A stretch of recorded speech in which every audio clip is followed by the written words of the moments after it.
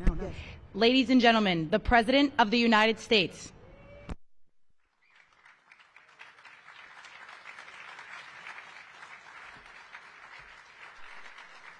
Hello, everybody. Thank you very much.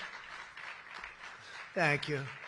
What a friendly group this is. No Democrats are here, right? Well, I want to thank everybody. This has been a labor of love. You know, we took over a building that was not properly taken care of.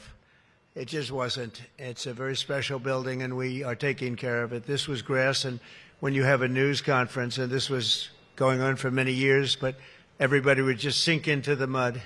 It was extremely luxurious grass, especially when it was raining, because you'd go down about 5 inches into the mud. And when we had a press conference here, all the press standing back there, they'd be cursing me. The women would be lifting up their shoes, saying, "You've destroyed my shoes. This is terrible." So we got a stone that's the exact same stone and color as the White House itself, because we wanted the friendly feeling of that light color. And it reflects the sun, and it keeps you cool even in the summer. And we've had press conferences. We finished it about a month ago. This is, as you see over here, the Presidential Walk of Fame. And we had this long wall with half windows because that used to be a swimming pool on the other side of the wall. That was the swimming pool where Jackie would say, "I hear women inside." Are women inside? Quite a famous, I'm not saying anything, this was a part of a movie. And the Secret Service said, "No, ma'am, there's no women inside, ma'am. I'm sorry, ma'am, you're going to have to move along." "But I hear women inside." "No, ma'am, you'll have to move along, ma'am." So that was the famous swimming pool. Now it's even worse. It's for the media.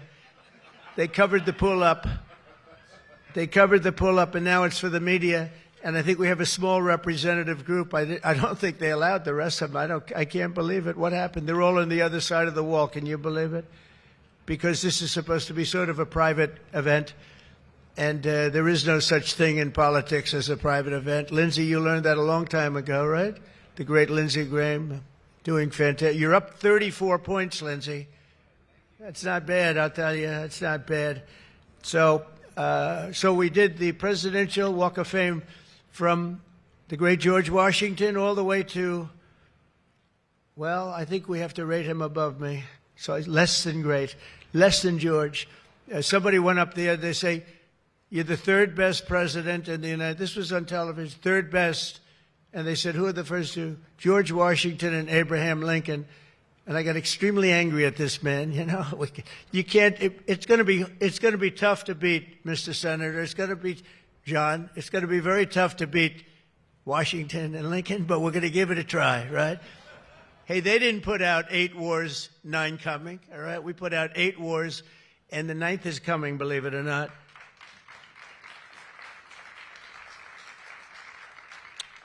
So I just want to say it's great to be with you. And when we're finished, later on, we're going to have a little quick lunch, and they do great food at the White House.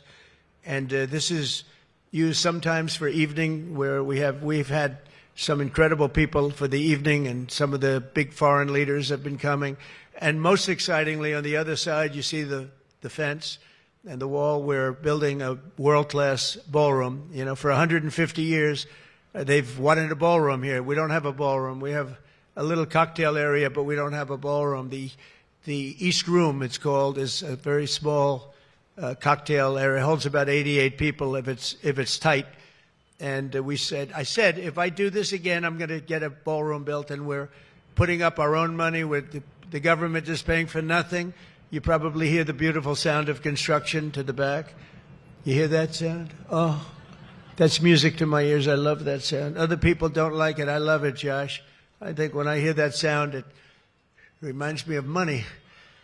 In this case, it reminds me of lack of money because I'm paying for it, so it's the opposite. But it's going to be one of the most beautiful ballrooms anywhere in the world, and it's going to be able to take care of tremendous things. When you have, as an example, I'm going to see President Xi in 2 weeks. I'm going over to South Korea. We're going to meet in South Korea. We're going to talk about a lot of things. They want to discuss the fact that they're paying 157% tariff. It's a little higher than they thought. And we're doing very well. I think we're going to do well in that negotiation. We've done well, as you know, with Japan, with South Korea, with Europe. The European nations got together. We made a deal. And it was all based without the tariffs. You could have never made the deal. I'll tell you what, tariffs equal national security. Remember that. Tariffs equal national security. You got to remember that. And they also equal wealth for our nation because we've taken in hundreds of billions of dollars in a very friendly manner, given to us by nations that used to take it from us. And they used tariffs on us. We never used it on them because we were foolish, or we were led by people that weren't business people. But it really does. It equals national security. And I wouldn't have put out, I mentioned 8 wars, 9 coming. Of the 8, 5 were based solely on trade and tariffs. India, Pakistan were going at it. 2 nuclear powers, and serious nuclear. 7 planes shot down. They were ready to go, and I called them up. I said, you go to war, and we're not doing a trade deal. And they said, well, what does one thing have to do with the other? I said, it has a lot. You're nuclear powers, and if you do it, we're not doing a trade deal. And 24 hours later, they called me, we have decided not to do it. We stopped the war. We stopped the potential disaster, a nuclear disaster, because of trade. And it's been really amazing. But the tariffs have made us a wealthy country. They've given us tremendous defense. They've given us things that we can do for other countries, very positive. But again, really, it's national security, it's national defense, and they are so important. And it's incredible that presidents, for the most part, didn't know how to use them, when to use them. If you go back, you'll see some of the presidents that were the most successful were believers in tariffs. And I even see foreign countries now that we are doing very well with taking ads. Don't go with tariffs. They're taking ads. I saw an ad last night from Canada. If I was Canada, I'd take that same ad also. But they're actually on television taking ads. But I do believe that everybody's too smart for that. We have a very, very big and important case coming up. We should win the case based on the legal merit. We should also win the case based on all of the things I just said. But we're a wealthy country again. Last week, as you know, they found $31 billion. They came to see me. Sir, we found $31 billion. They said, we don't know why. I said, was this a good find or a bad find? It was a good find. It was a plus 31. We're used to finding negative 31s, right, for the last 30 years. I said, check the tariff shelf. Well, those tariffs haven't kicked in. Yes, they did. They kicked in 2 months ago. Check it. He comes back 2 hours later. Sir, you were right. We have an additional $31 billion, billion, not million, Lindsay, billion, that we just found from tariffs. They kicked in earlier than we thought. You were right. We're a wealthy nation again, and we're a nation that can be secure. We're a nation that can start paying down our debt. And with tariffs, we're the wealthiest nation ever in the history of the world. Without them, we've got to slog. We've got to slog. But remember this, other nations, including China, Japan, European nations, they used tariffs against us for many years. That's why we owe $37 trillion. That's why. But they used tariffs very successfully against us, and we had presidents that never fought it.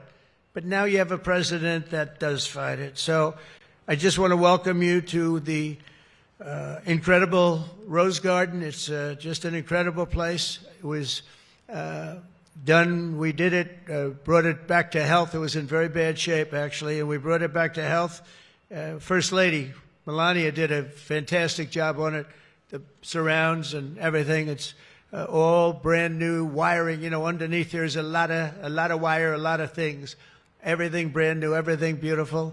The only thing we did is we had to get a hard surface here because nobody could use it because of the grass. So I just want to welcome you, and I hope you're going to be here a lot. We're going to use it for meetings. We're going to use it for press conferences. Now we can use it. It was unusable before, and now we can use it. But everything that you see was redone. All of this was redone, and the whole White House is being redone. Some of you came through they call the Rose Hall. They call it different names, but you probably noticed.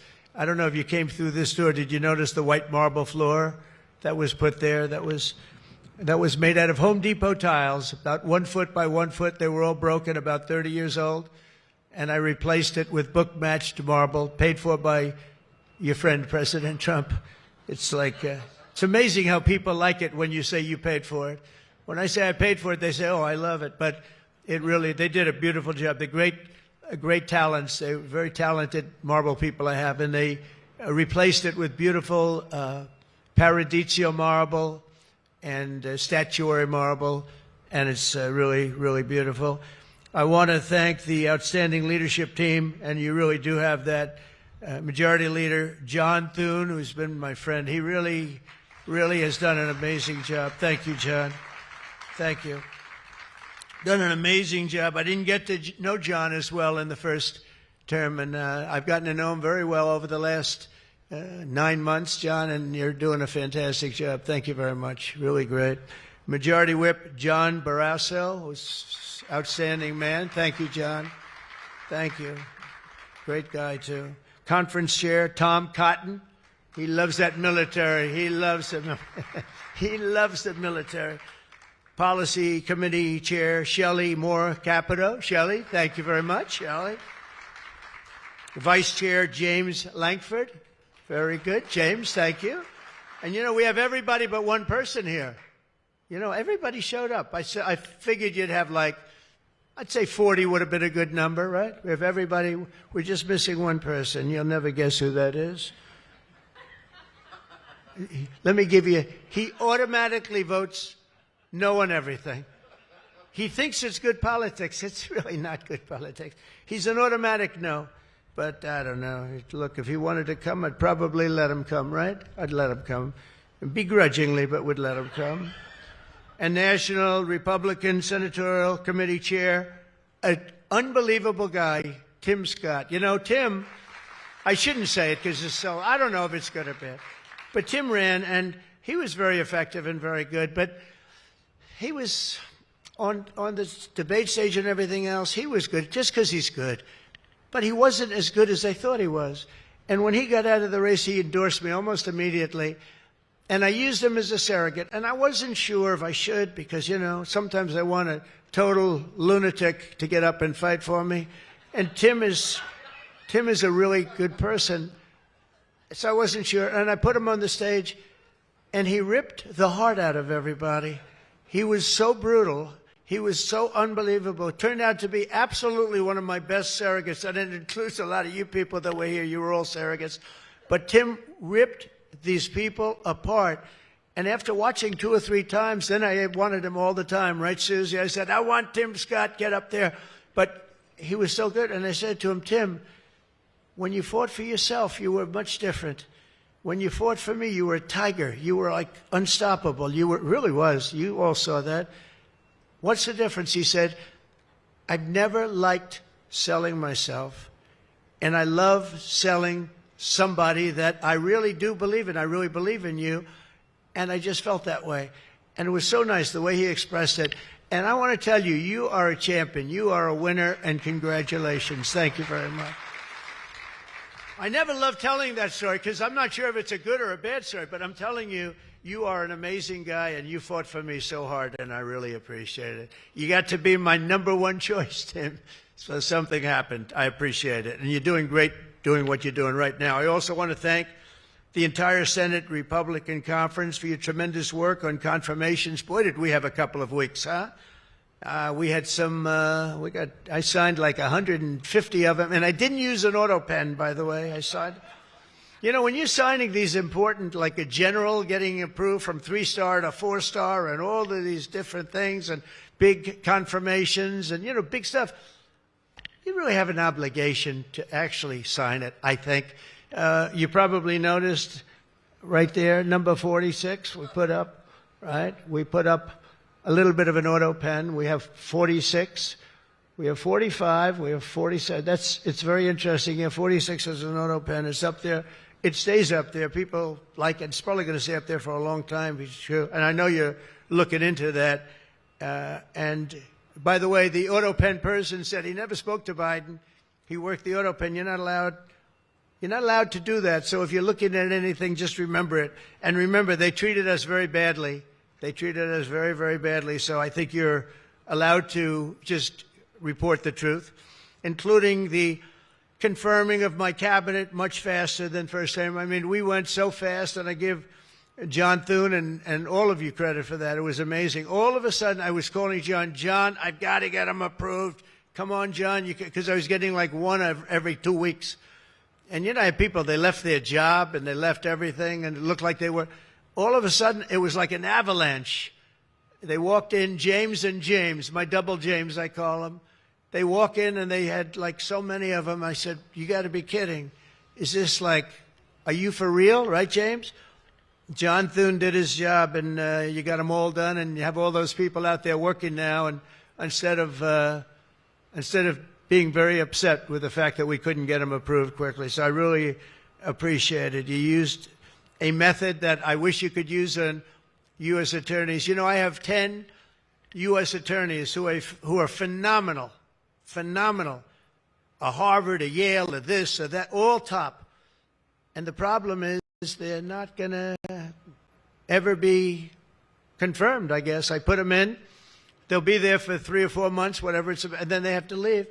Because anytime you have, as you know, anytime you have a Democrat senator, not even 2, just 1, they'll say because of the time we're in, we're not approving that person. We're not approving. They never do. They won't approve. And therefore, because of blue slip, I have to tell the person after 3 months, I'm sorry, you'll have to leave. And I put somebody else in. And I've had Democrat senators say the only one we'll ever approve is a Democrat. This is not constitutional. And I hope you can look at that blue slip thing, because I have 10 people that are phenomenal, and they're going to have to leave office. Highly educated, top of their class, everything. And they're going to have a mark on their career that they were a U.S. attorney for 3 months or 4 months, and then they had to leave. And that's so unfair. It's unfair to the public, because the public voted for me in a landslide, and I'm supposed to be picking the U.S. attorneys. And this goes for judges also, but actually more so even for the U.S. attorney with the blue slip. So I have these phenomenal people, many of them young, but truly fantastic people, and they're wondering what's going to happen in another 3, 4, 5 weeks. They're going to have to leave office. I think it's a shame, and I hope you can do something about it, because I'd like to tell those people, we put you there, and you're not going to have on your resume for the rest of your life, you were there for 4 weeks or 6 weeks, and you left like you got canned. So I hope you look at that. Very important. And after your pivotal changes to the Senate rules last month, as a result, this is what you did, the unprecedented obstruction by the Democrats. We've confirmed more than 175 public servants, people that are phenomenal, to keep posts. And that's just been over the last couple of weeks. It's an unbelievable thing what you've done, John, all of you together. So working closely with me and House majority, the Republican Senate also gave us the largest working class tax cut in American history. And you passed the Lake and Riley Act to throw illegal alien criminals out of our country. You passed the Genius Act and the Take It Down Act with the support of our wonderful First Lady. By the way, she got actual support from the other side. It was bipartisan. I think Rand didn't vote for it again, but I think it was only Rand. You had bipartisan support other than maybe Rand. But another one I'm going to ask you to vote for, and it's in the House now, and I hear it's doing well in the House, James. It's Kate's Law. A young lady named Kate Steinle, I remember it so well, probably 8 or 10 years ago now, in San Francisco. She was holding hands with her father on the San Francisco pier, looking out into the water. It's beautiful. Everything was beautiful, but the person wasn't beautiful that did this. And this was an illegal alien that came into our country 5 times, was thrown out 4 or 5 times, they don't even know, but a lot, and came back and shot her through the head. And she went down and she looked at her father, Daddy, Daddy, something happened, and she immediately passed away in his arm. And, I mean, you can imagine, it was so sad, such a beautiful, beautiful, beautiful person. Father was destroyed, virtually destroyed.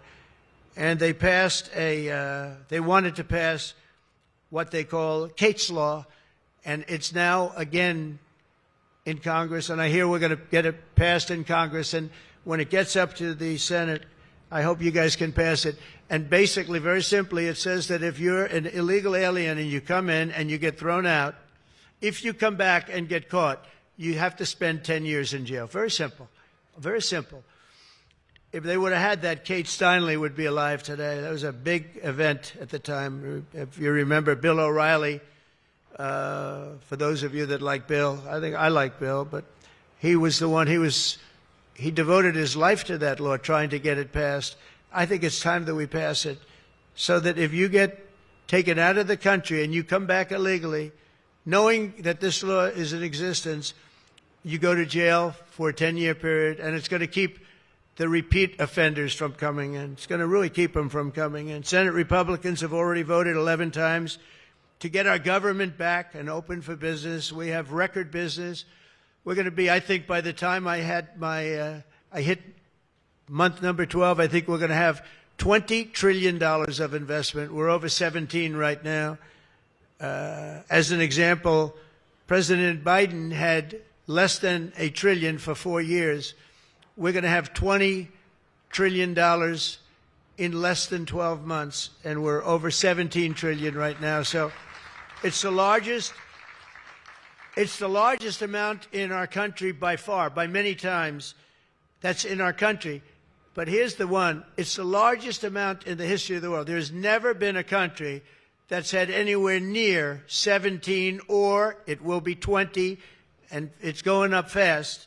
A lot of it's because of tariffs, because they're coming in because they don't want to pay tariffs. In other words, they make their product in a certain country, and they used to just send it in here, and there was no charge, absolutely. Now, if they have to pay a 20%, 30%, 50%, 100%, or 2% tariff, they say, well, it's better if I build my plant in the United States. It always amazed me. I did this first term. We had the greatest economy in the history of our country in first term. We had COVID, and we did a good job with that. That was a curse for every country in the world. It was terrible. But we had the greatest economy we ever had.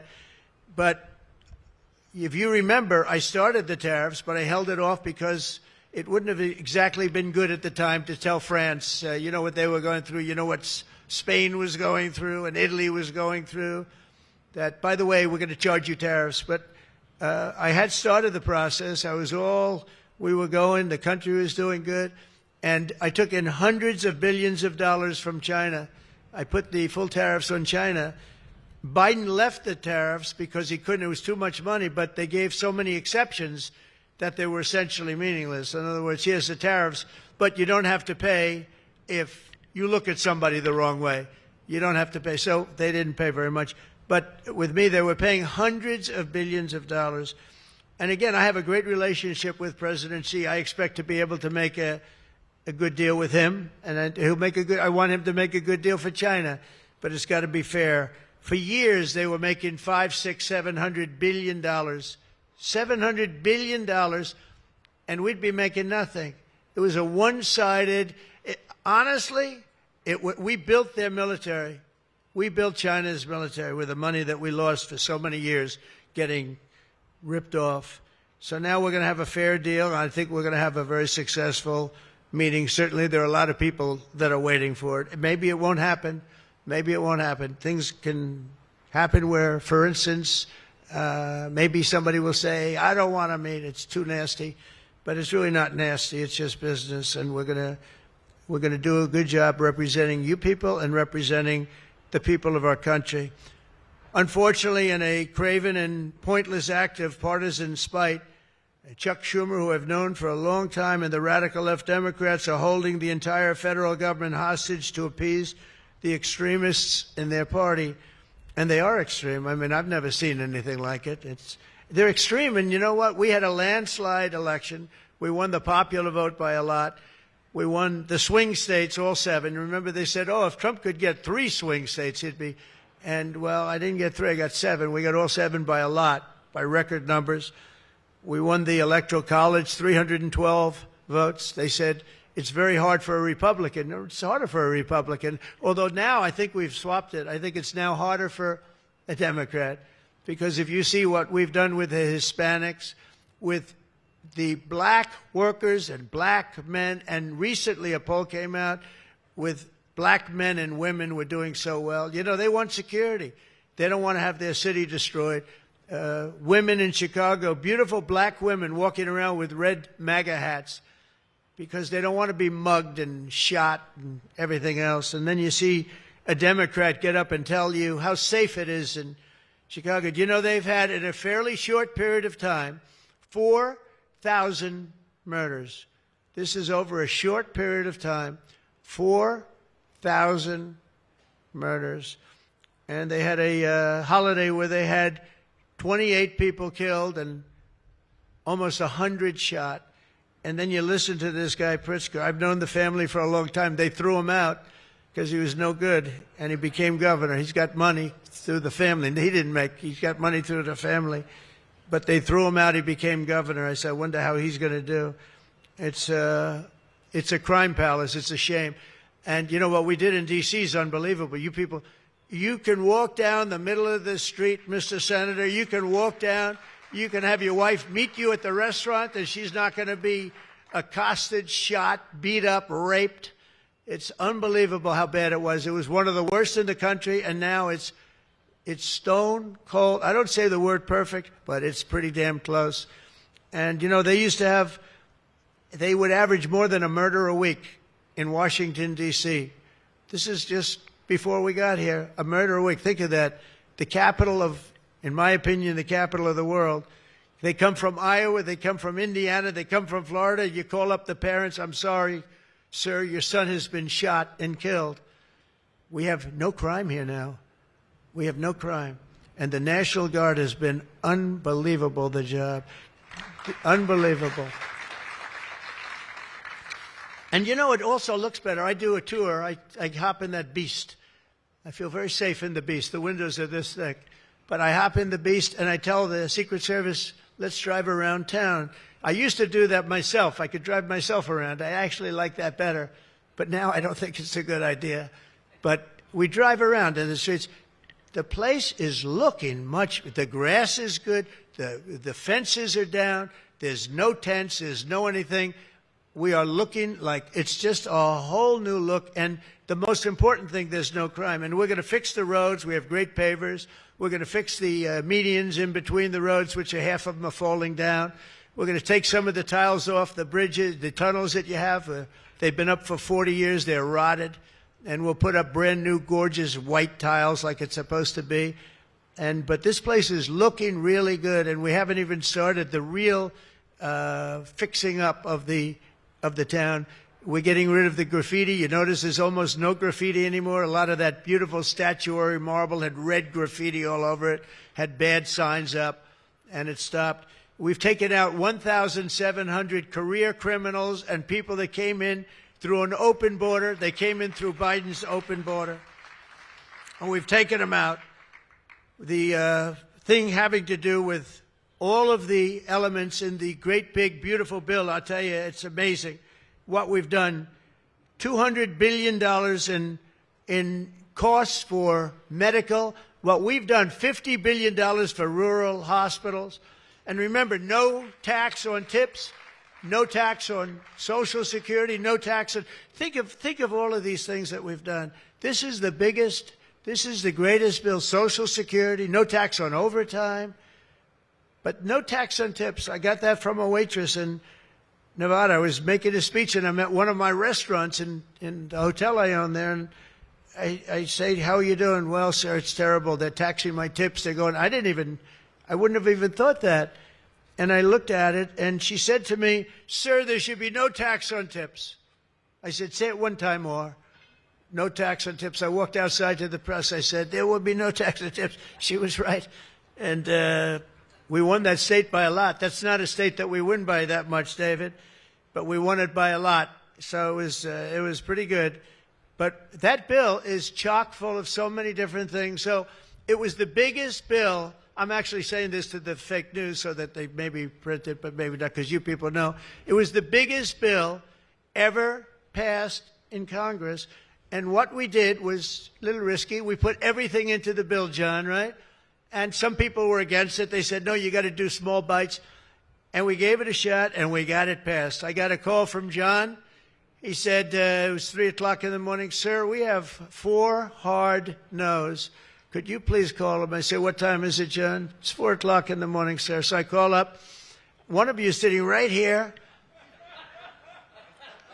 I said, Jim, could I say hello to you? It's 4 o'clock in the morning, right? He said, sir, you have my vote. I said, wow. Then I called up another person. I'll use fictitious names. Doug, could I get your vote? You've got it, sir. Then I called up another one. How about Josh? Could I have your vote, Josh? Because I like Josh. And Josh, who can be very difficult, said, sir, you have my vote. His wife was screaming at him on the other side. Sir, you have my vote. But I called people, and they weren't really hard-nosed. They wanted a little attention, unfortunately, at 4 in the morning. Sometimes I like the ones that don't like the attention, but we'll take it anywhere we can. And we got it passed, right, John? And nobody thought that could happen because you have a small majority. And in the how about in the House, we had a majority of 3. We actually went down after that for a period of about 2 months. We went down to a majority in the House of 1. And I kept saying, you know, because I'll tell you, Mike Johnson's great. The team, these 2 teams, did you ever see 2 people more different? One's tall, one's slightly less tall. We want to be polite. They are very different people, but they're the same in terms of talent. They did the 2 guys, and they get along incredibly well. We all do. We get along great. But we passed a bill. We don't need to pass any more bills. We got everything in that bill. There's nothing else we have to put. We got the largest tax cuts in history. We got the extension of the Trump tax cuts. We got all of these things. And, you know, remember, they lie. They will look at I saw it the other day, they were talking about, I call it the great big beautiful bill, but that's what it is, the great big beautiful, the biggest bill ever passed. And what they say, they make up stories. And I saw they were interviewing a senator, and they said, well, what's wrong with their bill? He didn't know what to say, because there's nothing he could say. It covers everything. He said, death. Death. It brings death. Now, if I'm a regular person and I hear that, I say, oh, that's terrible. But it's just the opposite. It brings life. It brings Medicaid, Medicare, Social Security. It secures all those things. And they just are so bad. You know, they said death. It was like death. And there's nothing about death. Theirs is death. Because they're going to lose Medicaid. They're going to lose Social Security. They're going to lose Medicare. All of those things are going to be gone because the whole country would be bankrupt, and you're not going to have any kind of medical insurance. So with us, it's the opposite. And it's a great bill. We don't need any more. And I want to just say from the beginning, our message has been very simple. We will not be extorted on this crazy plot of theirs. They've never done this before. Nobody has. You always vote for an extension. Chuck Schumer and the Senate Democrats need to vote for the clean, bipartisan CR and reopen our government. It's got to be reopened right now. We're not doing that. They are the obstructionists. And the reason they're doing it is because we're doing so well. We're doing well all over the world. We're doing well with the close to $20 trillion that I just told you about. It will be that number. But even if you take it down to over 17, that's a guarantee. We're doing well with everything. Car plants are pouring back into our country. AI plants, we're leading. We're dominating China right now in AI. And I did something that I think you'd like, because we have an old grid. It's a tired grid. It doesn't have the juice that you need to fire up these plants. You know, these plants will need more than double the energy we have right now for the whole country. That's how big it is. And we can't do that. There's no way we can do that. China's building right now 52 power stations. But I did something better. I'm letting everybody build their own power plant, so they'll become like an electric utility in addition to AI. But if they want to build their own plant and we get their approvals within less than a month, it used to take 5 years prior to rejection. Sometimes a guy in Louisiana, they had one that took 12 years, and then they got rejected. I got it approved in 2 weeks when I got into office. That was the first term. And the plant is up now, and it's been a great thing for the state. I did it twice, actually. I got 2 of them that were dead after 12 years, and I got them approved, both of them in less than a week. And that's what we're doing. Lee Zeldin, by the way, is doing a phenomenal job, Environmental Commission, I have to tell you. He knows that we have to get them fast, and we're getting them fast. So we're leading China in the AI race by a lot. Under Biden, Democrats voted 13 times for continuing resolutions to keep the government open. And all we want is simply to ask them to do it once again. They always voted for it. They never voted against it. Nobody votes against it. But they do that, and they do. It's partially my fault. I mean, I'm watching you, and I'm looking at all these great faces that I've seen, really great people. I think with few exceptions, a couple of you I don't like that much, but with few exceptions, great people. And you look at what they do, and you look at the game they play, and it's a horrible game. And, you know, we have the hottest country ever. This is the hottest country anywhere in the world. And I say this, I'm sure you've heard me say it, but I was over in the Middle East, and the King of Saudi Arabia and others also said essentially the same thing. They said, you know, President, a year and a half ago, your country was dead. We never thought we'd see this. And right now, you have the hottest country anywhere in the world. We do. We have the hottest country anywhere in the world, which tells you about leadership, and that includes your leadership. So as you know, my door is always open to anyone. It's not like that AOC. How about her, where she said, she's talking about having rebellions and everything. She said, well, my door is always open. But she's not the leader. I'm sure the leaders felt very nicely about when she said her door is open. Who the hell wants to go into her door anyway? She doesn't know what the hell she's talking about. She's the one that started. You know, I remember, I'll never forget, she never took a course on the environment. And I watched her one day, and she was on television. She said, yes, our planet will be dead within 12 years. That was a long time ago. Our planet was supposed to be dead. Remember the 12-year theory? We were environmentally dead. Now, these people, they've got an agenda that nobody quite understands. The good news is they don't understand it either. They really have no idea. But the people do. The people understand.